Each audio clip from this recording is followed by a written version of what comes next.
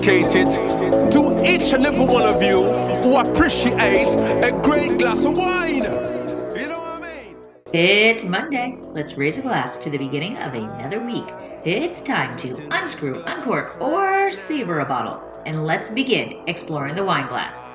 I'm thrilled to be joined today by the ever-insightful Noah Chichester of Wines of Galicia, the go-to guide for all things Galician wine.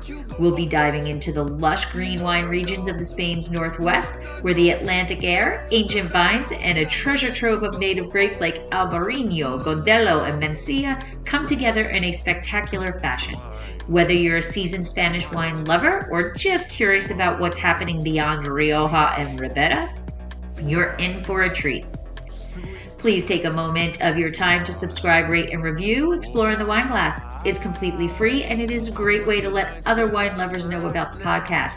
Be sure to head over to exploringthewineglass.com to read my award-winning blog, see what else I've been up to, and most of all, please tell your friends about the podcast. Slainte. Never let you go. No, no, no. Hey everybody, I'm Lori Budd, a UC Davis winemaking program, Spanish wine scholar, sommelier service, champagne and Côte d'Aron specialist, and a WSET Level 2 graduate. You can find Exploring the Wine Glass on all the socials, as well as your favorite podcast catchers. If you haven't subscribed yet, now's the perfect time to swipe, subscribe, rate, and review. Stay in the know about all things wine by visiting my website, exploringthewineglass.com. I promise I'll never tell you what to drink, but I'll always share what's in my glass. You are special, very, very special. You are so special. Hello, everybody. Welcome back to Exploring the Wine Glass and Allure of the Poor, sponsored by Dresita Wines. I am so excited today because anybody who knows me, anybody who listens to this podcast, knows that I am a Spanish wine freak, but beyond just a Spanish wine freak, I am a Galicia fan. Rías Baixas is like dreamland to me. And today I have a special guest, Noah Chichester, who is Wines of Galicia. So of course we need to have a conversation. So welcome, Noah. Thank you so much for having me. I'm really happy to be here. Yes. And so we were just off camera. We were talking about the time. It's 9 o'clock here in California in the morning. What time is it there? I'm in New York, so it's Oh, you're in New noon. York now. Oh, okay. So no Galicia, yeah. Oh, All oh, okay. All right. I gotcha. I was going to say, if you were in Galicia, the background would be like your window, right? good. Yeah, no. We'll be lucky if we don't hear like honking horns or something out the window. Yeah. That is true. Every time I would do a podcast from New York, there's at least one fire engine or one police Right. car or several honking horns. Yes. Um, so we have that you actually kind of moved to Galicia in 2018. You started the Wines of Galicia project. And according to the website, it's because you saw a gap in English language resources. So what made you, like, I know when I fell in love with Galicia and Rías Baixas and that whole area, what was your moment of, yep, this is my region? Well, I mean, it was kind of a long, slow falling in love, but really it was when I first moved there. You know, you come down in the airplane and you see that it changes. You're in Madrid and it's kind of brown.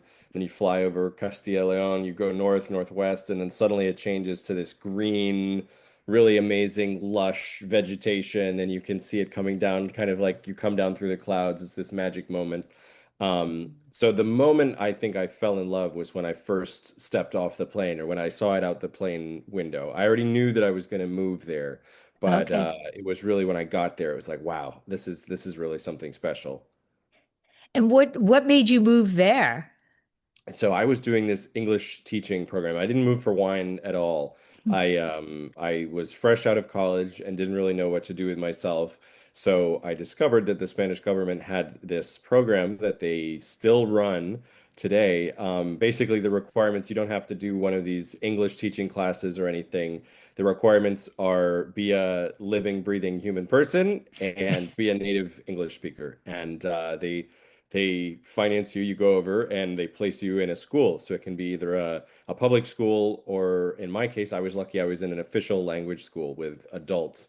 So I was having these high level English conversations like we're having right now with these people who probably speak better than the both of us put together. They've been learning all their lives. And that was why I got to live there. I got to go to Spain, and then when you do the program, you can choose the region, and I ended up choosing Galicia because I'm from upstate New York originally, and I said I can't go to the south of Spain. I'll melt.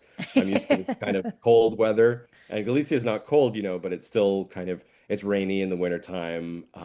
It's kind of like this fall weather, like we're having right now on the East Coast, like we're getting into this blustery October, November kind of thing. And so I said, all right, I can deal with that. I can be cozy with some soup or something throughout the Right. winter, even if it rains all the time. And so I ended up moving there. And did you were speaking English with them, but did they teach you Spanish?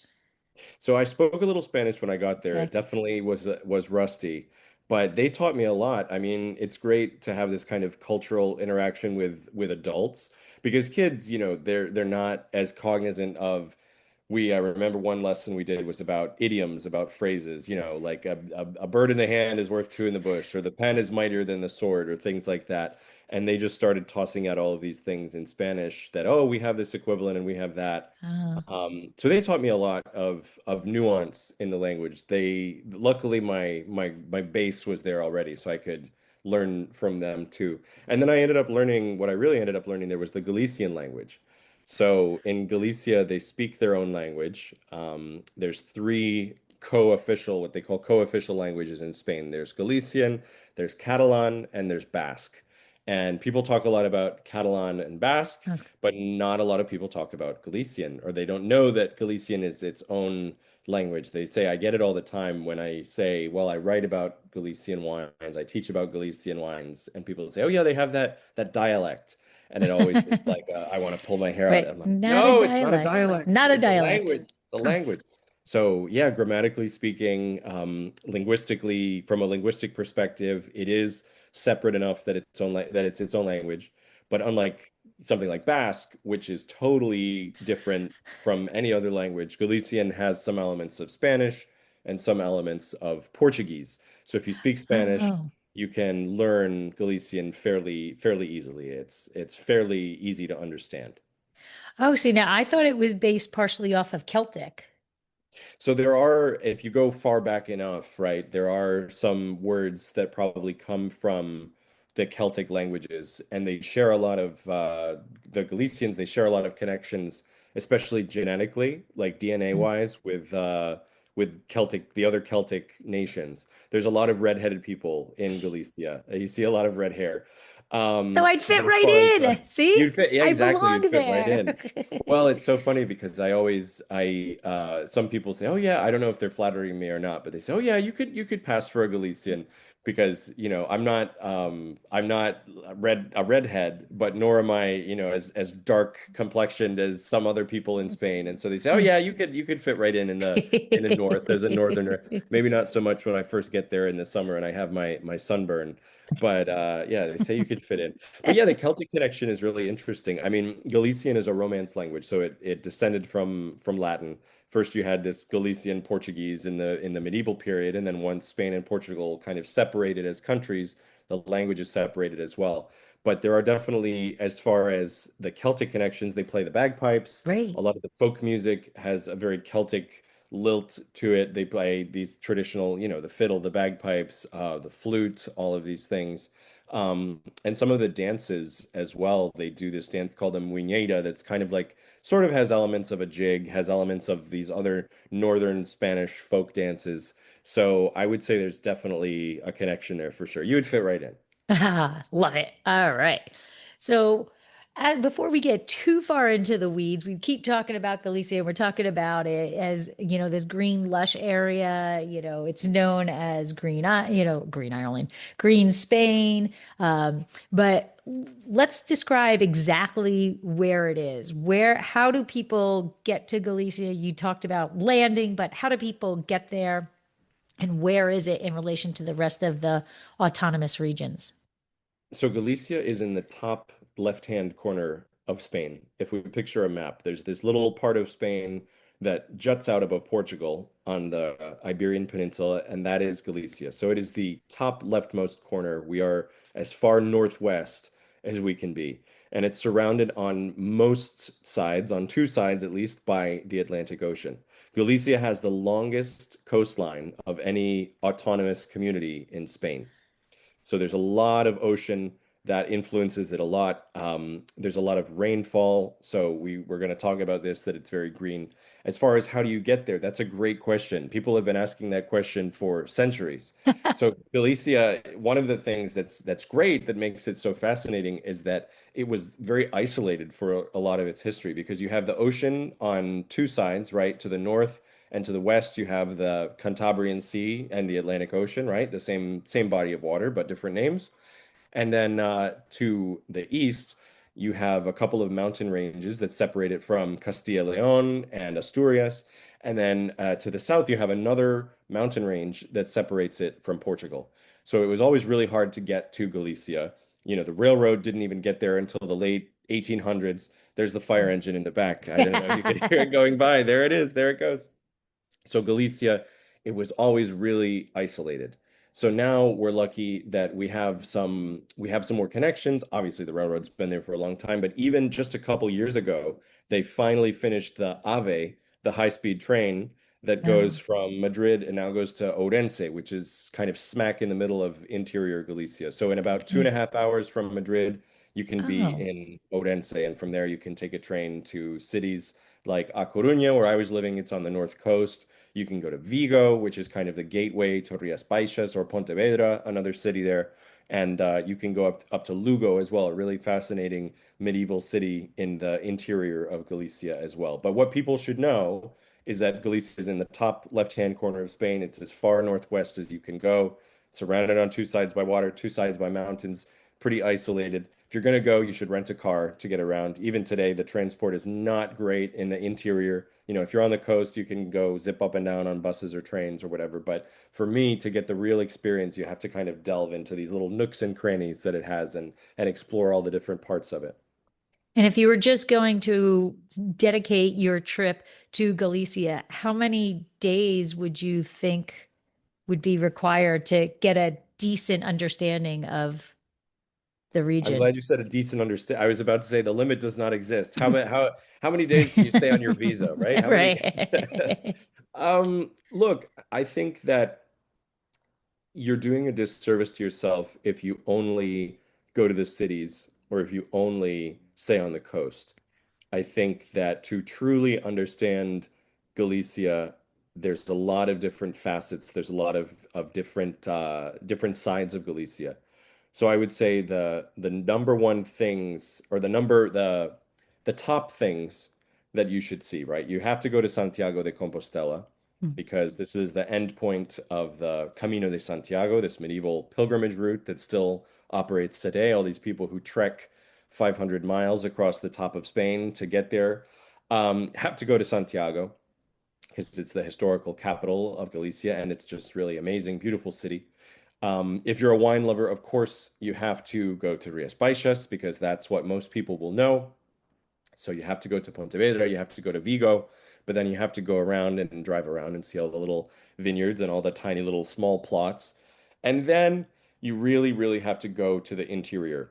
And so I would visit, this is not on a lot of the guides that you'll see, but I would visit the Ribeiro wine region. Not Ribeira Sacra, you should go there too, but Ribeiro is this other wine region. It's really in the middle of Galicia, between Rías Baixas, between Ribeira Sacra, right in the middle there. But that is historically, it's the oldest wine region in Galicia, and Oh, it gives you a good gateway to understanding, well, the monks came in and they found that the grape growing place it was really great place to grow grapes, and they found the climate was good. So to understand historically kind of what's happened, you should go there as well. And then, you can go to Ribera Sacra and see all of these amazing terraced vineyards.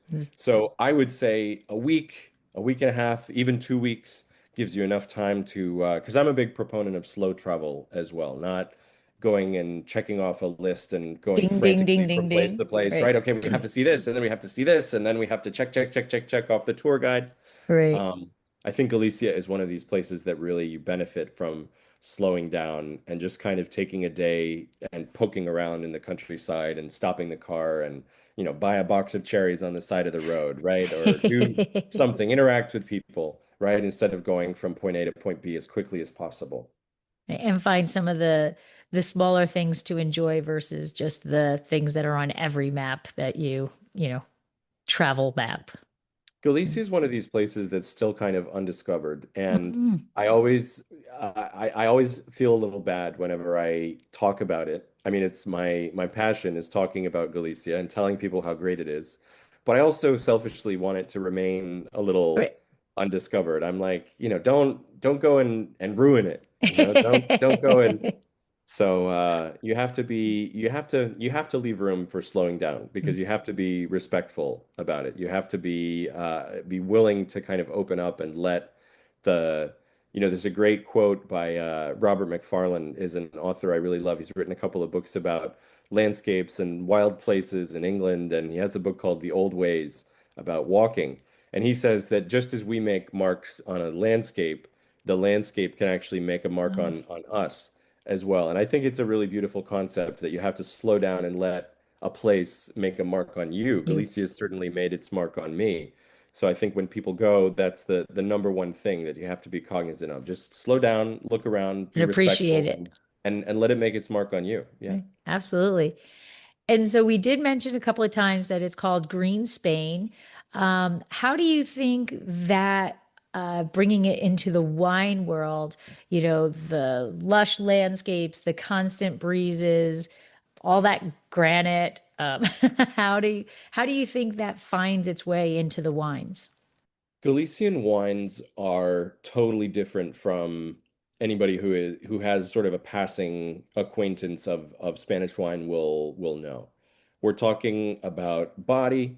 They're lighter bodied, medium bodied. As far as the whites go, the reds are the same kind of thing. You're going to see a lot of lighter reds than what people might be used to in Spain.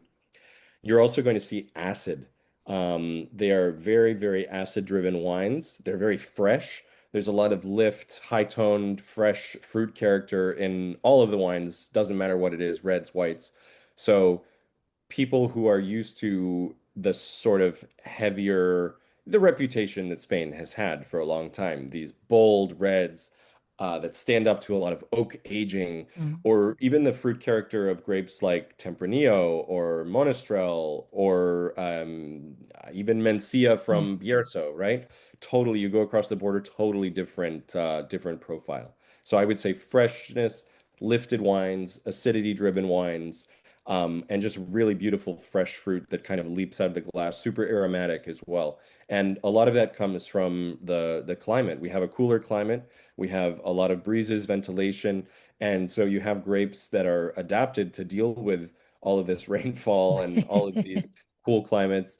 The ripening cycles are a little bit longer. For years and years and years, it was difficult for growers to even get to 11, 12% ABV. Now with climate change, obviously that is evolving, and so you Okay. you do get higher alcohol levels, but we're not talking anywhere near in other parts of the world, people are struggling with too much. They're Right. getting 15, 16, 17% ABV in these really ripe hot years. And in Galicia, it's I think climate change, as much as it may endanger some of the classic Mediterranean wine growing regions, I think Galicia is going to benefit in the sense that finally there's some really great balance coming to the wines. So where before, 10, 15 years ago, you might have even seen some greenness. Now it's just in a really, really perfect moment for balance of fruit, ripening, acidity, alcohol. Just a great, great place to be drinking wine right now. And now, a word from our sponsor. Are you ready to explore the world of wine without the stuffy jargon? I'm here to tell you about the amazing classes from Exploring the Wine Glass. Led by me, Lori, these classes are designed to be fun, approachable, and completely judgment-free. Whether you're a total beginner or an aspiring enthusiast, you'll learn to demystify wine in a casual, relaxed setting. From understanding sparkling wines and the basics of wine tasting to deep dives into rosé and even Spanish wines, there's a class for everyone. Stop just drinking wine and start understanding it. Find your next class at exploringthewineglass.com under the Education tab, and then Class Offerings. Slainte. And you hear Galicia, and Rias Baixas is probably the best kind of recognized, I guess, region of it. And it's synonymous with Albariño, but you're talking about other grape varieties that are in there. So, like, what are some of the well, first, how about for those that don't really understand Albariño, give a little brief description of what Albariño is, and then what are some of the lesser known beauties that come from this region? Albariño is a white wine grape that you should know. At this point, it's you're doing yourself a disservice because it's so accessible. A few years ago, people wouldn't have known Albariño because it may not have been available, but now it's the Galician wine, it's the Galician grape that is most available, especially in the American market. So Albariño is a white wine from Galicia. It's sort of native to this area between Galicia and Portugal. The Portuguese grow a grape that they spell Alvarinho with a V and NHO at the end. The Galicians spell it Albariño with a B and the N with a little squiggle on top, Albariño, but it's the same grape. So the Portuguese don't come after me. I'm going to say that it's native to this area between Galicia and Portugal in the northwest of Spain. It makes wines that are really beautifully acid driven. If you are the kind of person who likes this light-bodied, acid-driven white wine, so I'm not I'm not going to get in trouble with the Galicians and say it's exactly the same as the Sauvignon Blancs and the Pinot Noirs or the Pinot Grigios of the world. But if we're people who like this sort of that end of the spectrum, right? We like our lighter, primary fruit-driven, acid-driven white wines. Then Albariño is totally something that should be on your radar. It's a thick-skinned grape, and so it's not just this like when we get really into technical winemaking terms, what we call like thiols and terpenes and all of these aromatic precursors, right? It's not just like a beautiful like tropical fruit smelling thing. It's got a little bit of texture to it as well. So it has a thick skin to stand up to all this rain. To all the humidity and moisture. And so what you're going to get is this characteristic kind of bitterness on the back of the palate as well. And a lot of people now are resting their Albariño on the fine lees, and so they're giving it a little bit more weight in the glass. So in addition to being aromatic, primary fruit, lemon, lime, citrus zest in general, sometimes you get apricot, you get white peach, sometimes you get mandarin orange as well, depending on the ripeness, depending on where it is in Rias Baixas. But in general, just really beautiful citrus fruit, some kind of stone fruit, and then you get this beautiful salinity as well. A little bit of that That's bitterness what on gets the me palate, every time, the and salinity. yeah, it's just a really, really beautiful grape that more people should be drinking, in my opinion. I agree. I agree. But it is that salinity that I think that the very first time I tasted an Albarino, I was like, oh, I can taste, you talk about wine can transport you, virtually to wherever you're drinking it. But Albarino to me is one of the biggest ones that does that transport because that salinity is just there. And the first time I tasted, I was like, oh, it's kind of, I get some salinity. And then I tasted another one and it was there. And I tasted another one. And you learn that that's really a taste of the place, basically. Absolutely. And especially a lot of the Albariño, I'll venture to say most of the Albariño that people will be tasting comes from this Salnés Valley, the Val do Hmm. Salnés subzone. There's 5 subzones in the DO of Rias Baixas, and the Salnés Valley, very close to the sea. It's very cool. It's got a lot of this maritime influence. Some of the vines are even planted in sand right next to the Rias. The Rias are these kind of estuarine inlets, like where an estuary flows out to the sea and the sea flows in. So sometimes the vines are even planted close to the seawater. So totally you get that salinity. The thing that I really love now about Albariño, about Rias Baixas, is that there are these other subzones to explore, and there are people who are making really terroir-driven expressions. And so when you get into the subzone of the Condado do Teia, for example, which is a little bit more inland, southern, you get that kind of orange blossom thing that I was talking about because it's just a hair warmer and just a hair, the wines are a little bit riper. And so you get this difference just in 10, 15, 20 miles. It's really, Right. really fascinating. And so what would be some other grape varieties that are not quite as well known in that region? The kind of there's the Fab Four of Galician winemaking, right? Albariño, Godello, Treixadura, these are all white grapes, Mhm. and Mencía is the other, the red grape that people should know. If you want your basic crib sheet of grapes to know in Galicia, if you go there, if you're sitting at a little terrace in Santiago de Compostela and they're like, "What do you want?"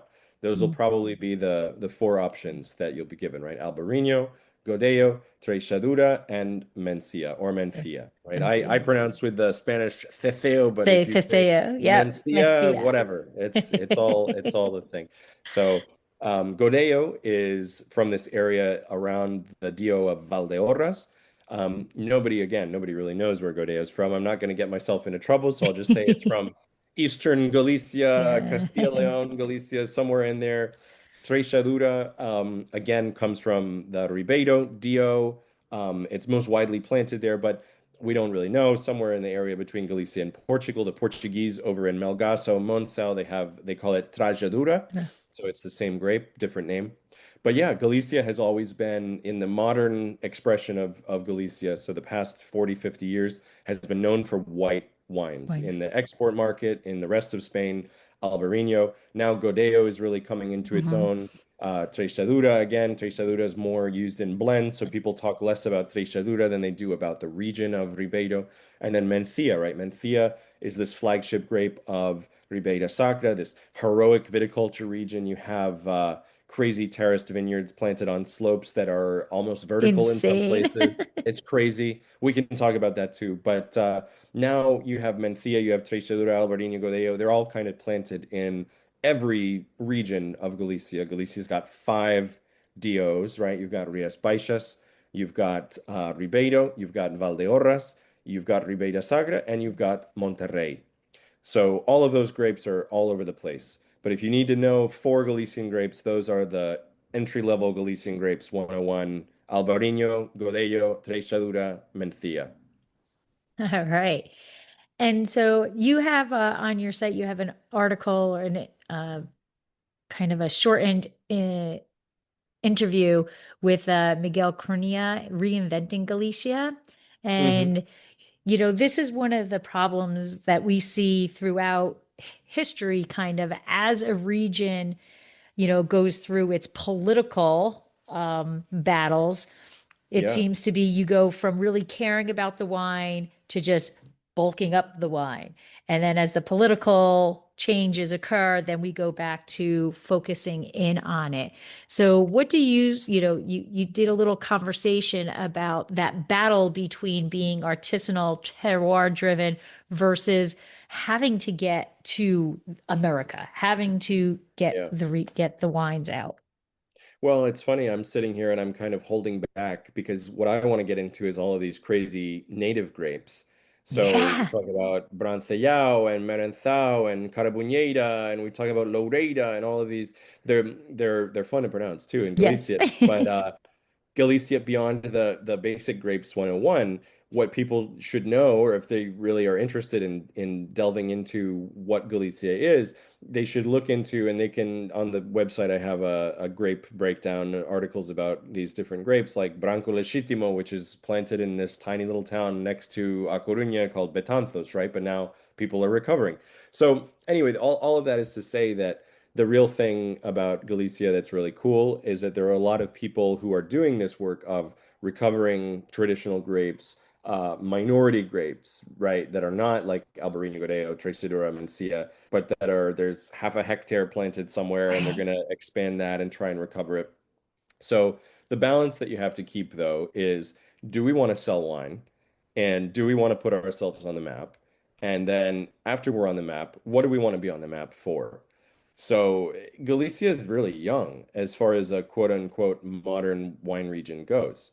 Um, the Ribeiro DO, right, as a denominación de origen, as an official wine region, goes back to 1932.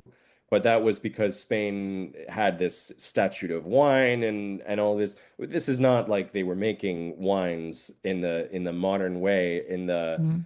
with as much care and with as many modern techniques as they are now. This was kind of people were making wine for bulk consumption. They would ship it off in a barrel to Vigo or to Santiago, and people would just drink it right out of the barrel, like in a carafe or something. It wasn't There wasn't a particular winemaking culture. That kind of thing really only dates back to the 1970s. Rias Wow. Baixas as a region, people were not using stainless steel to vinify, right, until the 1980s, the late 70s, early 80s. Rias Baixas doesn't become a DO until 1988. Um, Ribera Sacra is barely 30 years old. 1996, it became an official DO, right? So a lot of the rest of the world has a big head start on Spain in general. They had that nasty little dictatorship thing for most of the last century, and there wasn't a lot of wine being exported, all of that. But Galicia in particular, as I said, it was so isolated. So a lot of the rest of the world has a head start. So now we're to the point where, okay, people might know Albariño, they might know Rias Baixas, they might know Galician wine in general. And the rest of the DOs, they take a look at that and they say, okay, well, Rias Baixas has Albariño. Well, Valdeorras, okay, we're going to stake our claim with Godello. Godello is our grape.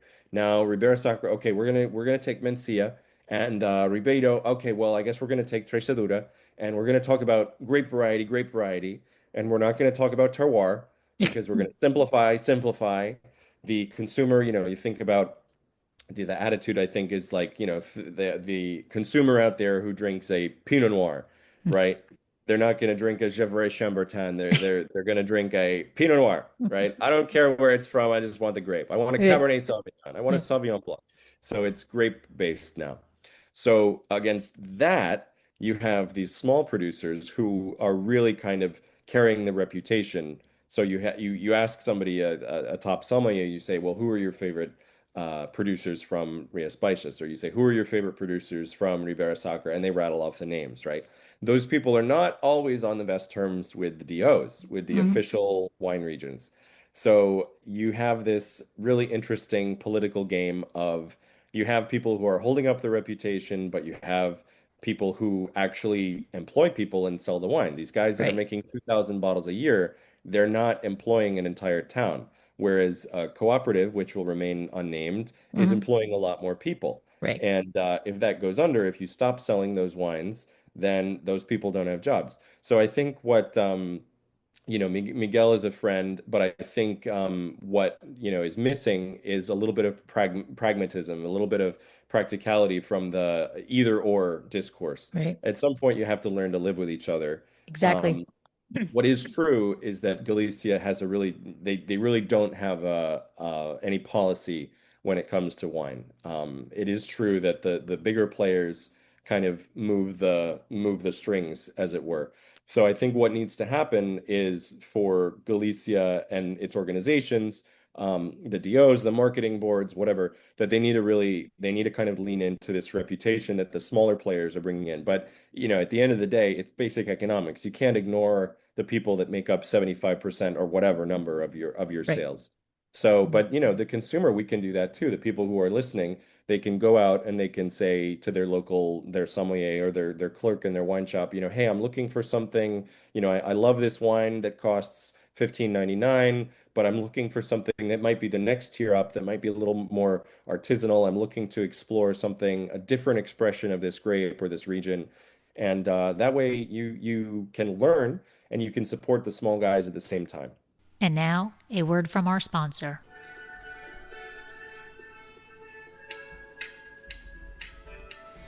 Dracaena Wines loves to give back. There are so many fur babies that deserve to find their forever home. We would love to be able to help as many as possible. If you are part of a nonprofit organization or know of a nonprofit organization that would like to hold a fundraiser, please contact us at contact@dracaenawines.com or visit our website, dracaenawines.com, to fill out the form. How does the fundraiser work? It is super simple and costs your group absolutely nothing. Together, we will choose a month that your group will be sponsored. During the month, you promote the fundraiser just like any other event you'd hold. At the end of the month, we will donate 20% of the sales to your organization. The donations will be made in the name of each individual who purchased the wine so that you know exactly who helped the animals. Our goal is to raise as much funds as we possibly can and to help as many animals as possible. So please help us help as many fur babies as we possibly can. Right. And that's kind of similar everywhere. In Paso Robles, we have, the big big four, Yeah. Yeah. that when anybody comes to the region, oh, I got to go here, I got to go here, I got to go here, I got to go here. Well, these are the people who help bring people into the area, but they're not at all as artisanal as the mom and pops. We have not like 98%, I think, are small family owned wineries. But if you go and ask general population, what wineries do you know from the region? They're going to name A, B, C, D, right? And Right. so I think it is kind of similar in a lot of places, and it is a balancing act. You have to be thankful that those big people bring them in, and as you said, are paying people, keeping them working. But then on the other end, we have to find ways to find the little guys too, and Right. walk into that place that you've never heard of before and just give it a try. Exactly, exactly. And at the end of the day, you have to hold everybody accountable and say, look, we can sell a bunch of wine and keep people employed, but we need to take care of this place. We can't take advantage of people financially, Mhm. economically. We have to farm sustainably because if not, we're not going to be doing this for much longer. We can't have this short-term sell baby sell mentality. We have to have a long-term, how am I going to leave things for the next generation? Right. Exactly. Exactly. And now many of your articles, you talk about and highlight the sense of Galicia, right? We've mentioned the terraces and the Atlantic Ocean and whatever. So is there a vineyard that you've been to, or a couple of vineyards that you've been to, that like when you first walked there, you were like goosebumps and oh my God, this is incredible, and still stick with you today as being exceptional, and not Oh man. necessarily wine wise, just beauty wise, breathtaking. I think the thing to know about Galicia is that it's full of hills. And so odds are anywhere you go, you kind of come over, you crest a hill, and there's this amazing view in front of you. Um, I remember riding with Fernando Gonzalez of Algeida, crazy, great Ribera Sacra producer. I think Algeida, one of the OGs in the region. And I had gone to visit him, and we climbed into his little. I don't even know what the brand of the thing. It's like a Jeep, but Like it's tiny, the little right? gator thing. Yeah. Yeah, whatever it is. And one of these beautiful European little truck things that you don't think is going to run, but does. And we just chug along the main road. We're going like 10 miles an hour, whatever. People are whipping past us because Ribera Sacra, right? We're driving along this road. It's like the highways in Northern California, right? Where you have cliff to your one Oh, side and then it's okay. like drop off. That's it, right? So we're chugging along, and then we go up into the vineyard, and we're on these dirt paths, and he's just like driving with one hand because he does this every day, right? And I'm kind of like my butt is just clenched, and I am just sitting there like, okay, well, if I die, I've lived a good life. This is it. All right, I guess I've seen this. And we get up there and we stop and we get out, and he's talking about vines, and I'm looking around, and it's just breathtakingly beautiful. You have to, a picture does not do it justice. You really have to be there and see that. So yeah, that's a memory that I remember being there and being like, wow, I am so lucky that I get to be here and experience this. And at the same time, I was like, holy crap, people actually make wine here. they have to lug all of these grapes on their backs up the hills because they can't get the truck in there. So it really brought home that term that they used to talk about Ribera Sacra, heroic viticulture. It Heroic really is viticulture. heroism to work there. But yeah, just a vineyard like that that just it takes your breath away. Yeah. And, balancing that act, like you were talking earlier about balancing that you love the region and you want to promote the region, but then on the other hand, you don't want the outsiders to ruin the region either. So, what do you think Galicia can do in order to make themselves a more represented, autonomous region? What can they do, or are they working on things to get this to happen, get people to be more knowledgeable of the region? I think Galicia needs to step back and take a look at itself on the world wine stage and needs to, as I was saying earlier, have a long-term mentality rather than a short-term mentality. I think that the thing that I've seen with Spain, the problem with Spain a lot of the time is that there's this short term, we got to make as much money as possible because it's a bonanza and we don't know how long it's going to last mentality. And when you do that, it's like you're sawing the branch off that you're sitting on. Um, Right. you're exhausting all of these resources right away because it's great now, but you don't know what's going to happen in the future. So I think that people should go to Galicia. Wine lovers should go to Galicia, but the thing is, be respectful, be open to having yourself changed, be open to it's not like some kind of tourist, whatever, I'm going to roll up and they're going to be maybe there's going to be some hiccups because they don't do this all the time, but that's part of the beauty of Yeah, the there is. experience. For us, what we can do, what they can do, I think, is to have this better long-term mentality and to focus on they need to sell terroir over grapes because at some point someone somewhere can always make a grape for cheaper. True. If Ribeiro is selling Trechadura, well, I hate to tell you, but next door in Monterrey, they've got this big wide valley and you can mechanize, baby, all you want. Right. So you can always do it for cheaper. They had this problem with Godello. Rueda, which is famous for Verdejo, which is not a particularly costly grape or wine, shall we say. Right. Rueda authorized Godello as a secondary variety. So it's not like you can make 100% Godello, market it as Godello, but Bierzo, Valdeorras, Monterrey, they all threw a fit because they see the writing on the wall. They know what's going to Right. happen. It's that someday somebody is going to come along, and if they're marketing a grape and the end consumer doesn't care where it's from, as From long as they get that grape, somebody's always going to do it cheaper. Mhm. So if you want to keep these beautiful wine regions and if you want to incentivize people to do this heroic viticulture or to do, to farm these tiny little small holdings that's so typical in Galicia, it's not like they have 200 acres of grapes that they're farming with a tractor.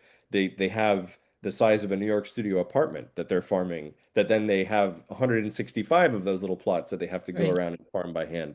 So if you want to incentivize that, you have to communicate that to the consumer. And I think the communication can be a lot better. There's so much to love about Galicia, and there are so many things that make its wines really belong with the best wines. I truly believe this, the best wines of the world that serious collectors can get into Galicia. That people who are drinking Burgundy, who are drinking Riesling, who are drinking, insert other cult wine here, right? That people can really get it. That people who are drinking Jura, right? There's a lot of parallels. Northern Rhone, people can get into these wines in the top expressions. So Galicia needs to lean into that and everything else will follow. They need to communicate the region, the terroir, and then everything else is gonna come into place. Yeah, it's interesting you're saying that because I think that's absolutely right. People can really truly fall in love and be culty over these wines. It's just a matter of learning what these regions are known for. Absolutely. you can, I like that you said it. Everybody, so there's always somebody out there that can make it cheaper, right? Doesn't And mean, this is something, yeah, and this is something that that I'm focused on myself. So Wines of Galicia, I work in the wine industry in a different aspect. So Wines of Galicia, I don't make any money from it in the sense of, I sell some merch. This is my plug. Go check out my Albariño hats on the website. Um, but it's not, I'm a freelance writer. I write in, Decanter and Jancis Robinson, World of Fine Wine, but it's not what I make my main money from. But I'm not employed by Galicia, Galicia. by the Galician government, by Dio Rias Baixas or anything like that. And frankly, I like it better that way because it gives me the independence to be able to say things like this on this podcast, Right, right? That right. hey, they need to get better at this. They need to do this. So what I'm trying to do in my little grain of sand, whatever, is just help people to understand that this is an amazing region and help them to understand more about it so that they can love it even better. That's the kind of tagline, right? The wines of Galicia, everything you need to know to learn them, love Um, them, and drink them, okay. right? There wasn't really any comprehensive English information, and so that's why I wanted to make the site was to help people get into Galicia and to show them, look, there's so much here. There's something for everybody. Absolutely everybody. As a region, we see more and more regions coming together to do sustainability, regenerative farming, regulations being placed upon the individual, denominations. Is Galicia following in this suit? Are they starting to regulate that we need to be sustainable or regenerative by certain times? Not right now. Galicia is it's difficult when it rains all the time to farm 100% organically. In Rias True, Baixas, for example, true. there's only one producer who is completely certified organic, and she loses like, Three half to quarters of her. two-thirds. Exactly, right? Or somebody like Bernardo Esteves, right? Super cult producer in Ribeiro. He loses like two-thirds of his crop every year. So it's really, really hard to actually make wine and be completely certified, blah, blah, blah. However, a lot of people are just naturally moving towards this, gravitating towards this because they believe that it's the way forward. Um, did I wish that the administrative bureaucratic organizations would do something? Sure. Are they doing it? Not really. But I think people as in general, winemakers are just moving in that generation because in that direction because there's no other way. Right. And now another problem we're having in the wine world, at least here, um, Yeah. and I know in France and everything, is that we are seeing a reduction in consumption. Yeah. Fruit, it's not a good time to be a farmer. There's a lot of fruit that's being left on the vine because the wineries themselves are not making as much because consumption is down. Or do we see that also in Galicia? Yeah, I'm working on an article for the blog right now about the kind of the Albariño bubble. Is it finally bursting? Because this year what we saw was a record harvest in Rias Baixas, Mhm. but the demand has begun to descend. I won't say plummet, but demand is decreasing. So what does that translate into? Well, that means that the price of grapes go down. And so before, when you had wineries who were paying €2.50, €3, €4 even for a kilo, now you get like a euro 50. So that makes it really hard for growers to make a living. There's a lot of fruit that stays on the vine. Um, this is because, again, it goes back to when you sell a grape and the grape goes out of fashion. Now in Spain, I was in Spain in August, and a family friend who's not a wine person at all, we're having a meal, and she goes, "Oh yeah, I don't drink Albariño. It's too acidic. It gives me heartburn. I prefer Godello," which was just the anecdotal confirmation of this trend that they're saying Godello is on the rise. So now, of course, you're going to see everybody go and Going to plant good more day. Godello, and the price is Yep. going to, this is the way it goes. But as far as red wine goes, woof, it's tough out there. Is it? Galicia, Ribera Sacra is probably Ribera Sacra and Monterrey, I guess, would probably be the number one and number two red wine regions in Galicia. But Ribera Sacra, since its inception, has been known for Mencía, Mencía. but this kind of young, Mencía. It's not like it's barrel aged. It's not. There are people that do it, but 90% of the production of the region stays within Galicia, and out of that, the majority is young wine, just to be consumed young, just to drink Hmm. in the at the bar, whatever. So now people are moving away from that, and so they've had for the past couple of years they've had to do green harvest. They've had to have apply for crisis distillation Oh, subsidies. wow. So yeah, it's really tough out there as well. And that also given the fact that the average grower is like 65 years old. So, and they farm these tiny little plots when you don't have a guaranteed buyer from some of these larger wineries that have a lot of surplus wine in their tanks. They say, sorry, no contract this year. If you're retired and you're just doing this to make a little money, you're going to say, well, screw it. I'm just going to abandon my The vines. I'm not vines. going to do it anymore. And these people's children are also they're living in the cities at this point. They're not incentivized to keep going. So it's kind of a really dire situation. Luckily, there are people who are charging a price that is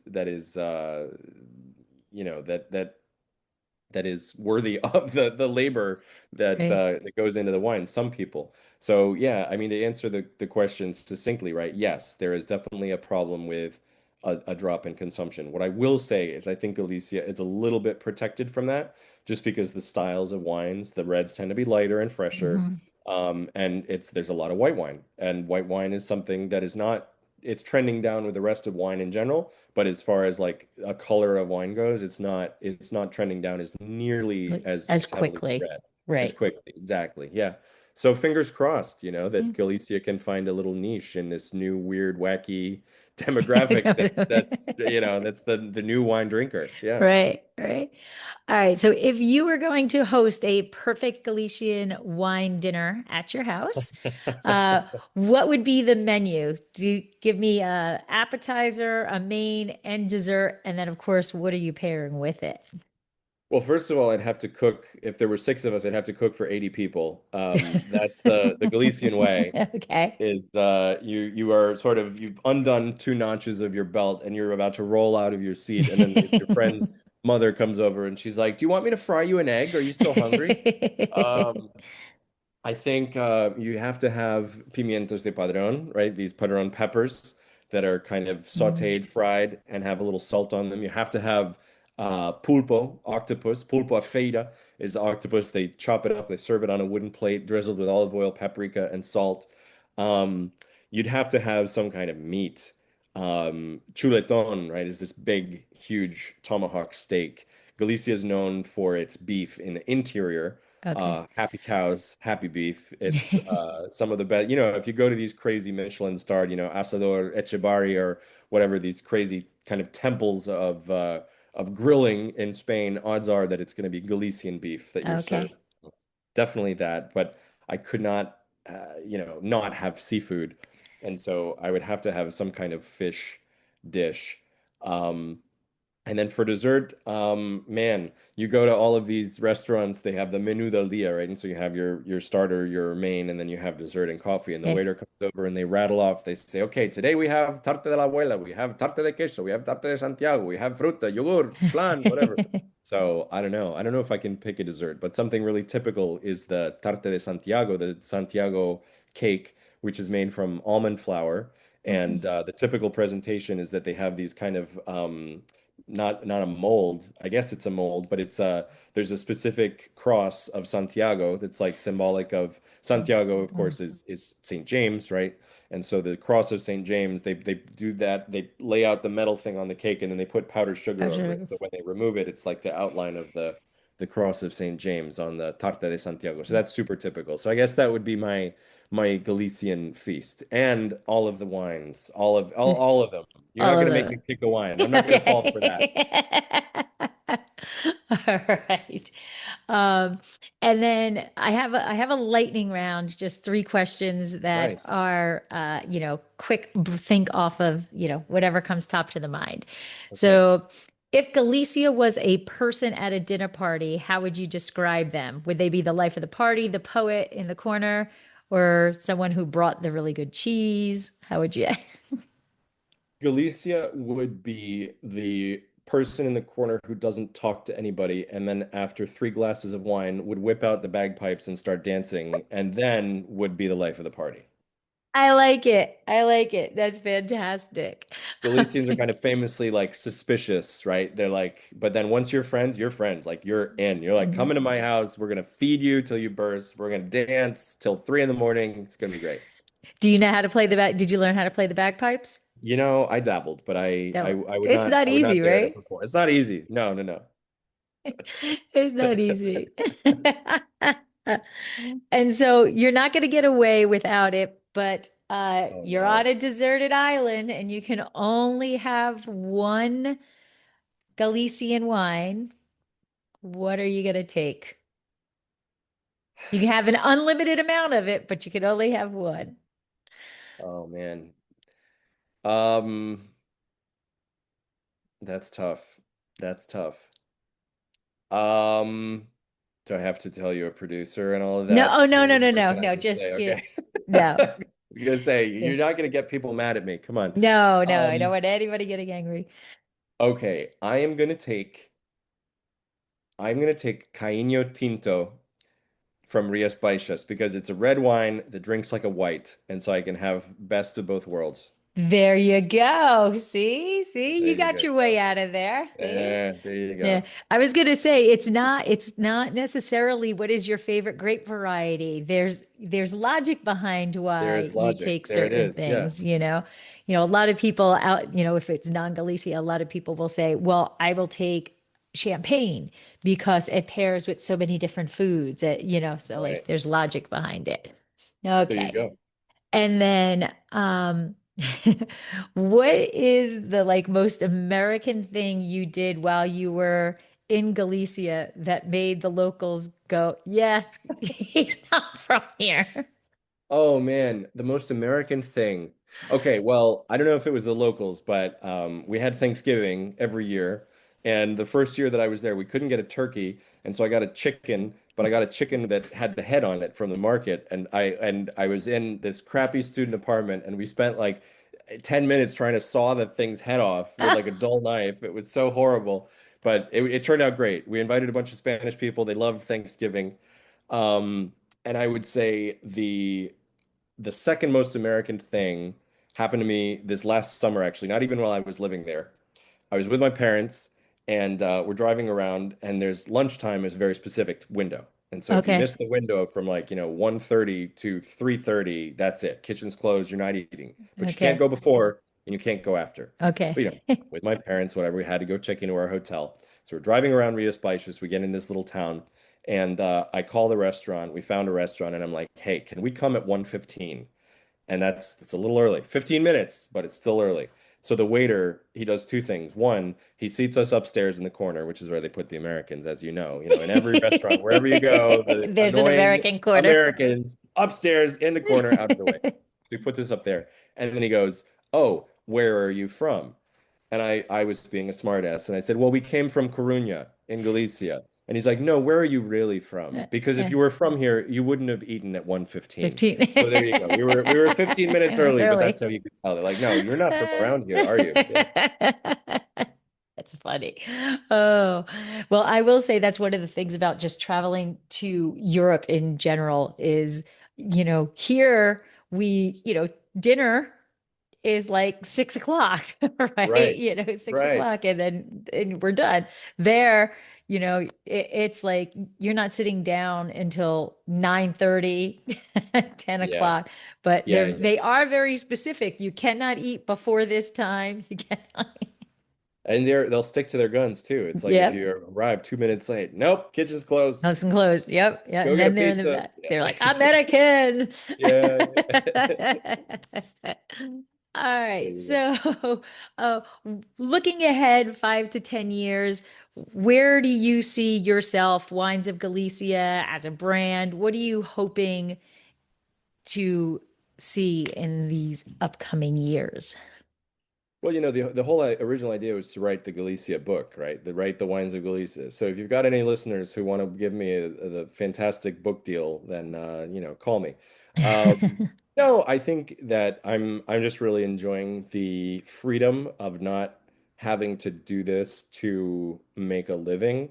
I mean, I'm lucky that I can be in the wine industry in a different aspect. You know, I'm in imports and distribution, and I'm lucky that this is the passion project. And so it's not something that I have to get up and look at as, oh God, why did I do this? Why did I sign up for this?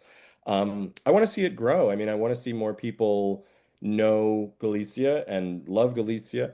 I'm really enjoying the writing thing. There's always something to tell people about that they might not know about Galicia. So, you know, I'd like to hopefully consolidate this position, as I don't think there's a lot of people vying for the Galicia expert position these days. But you know, it's great to just, this is such a great community to meet people like yourself, like to meet people who are so passionate about wine and wine regions of the world, and this region that deserves a lot more love. And so I just want to meet as many people as possible and spread the Galicia message and keep it going, see where it goes. How frequently do you get to go back?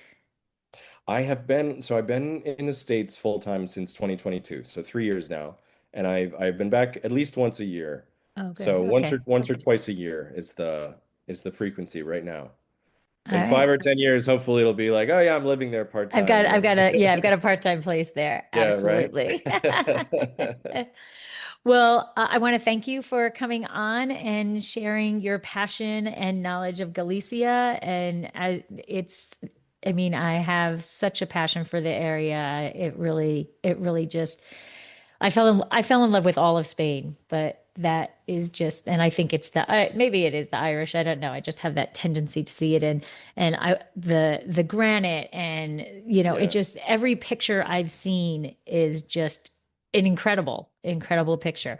It's a Um, really beautiful place. Yeah. You would so, you could not fall in love with it, you know. but before I let you go, I just want you to be able to tell people how they can find you, either on social media, website, how they can get to contact you. Cool. Yeah. If you want to check out the website, it's winesofgalicia.com. I'm Noah Chichester. So if you want to connect on Instagram, it's at N for Noah. Chichester is CHICHESTER at N Chichester. And if you want to shoot me a note, it's noah@winesofgalicia.com. All right, fantastic. Well, thank you so much, Thank and you, Lori. have a great day. And it's kind of a little early, but it's water. But I wish it was I was going to say we can sign off in Galician. Galicia. They don't say salud, they say saude. So we can say Saude. Oh, saude. Saude. There you go. Okay, wonderful. I usually do a slancha, but I will do Saude for There you today. go. All right. Thank you so Thank much. you. In the Bible, water got turned right into wine, so you and I can fill. This has been another episode of Exploring the Wine Glass. Thanks for listening. If you have suggestions on what topics you would like me to discuss, please reach out on social media. You can find me on Twitter, Instagram, and Facebook as Exploring the Wine Glass. I am also on LinkedIn as Lori Hoyt-Budd. Of course, you can always email me at exploringthewineglass@gmail.com and sign up for my newsletter at exploringthewineglass.com. If you enjoyed what you heard, please rate, review, and subscribe to help others find me more easily. And most importantly, tell your wine-loving friends, because if you like the podcast, they will too. Podcast music is Wine by Kevins. Until next week, Slainte.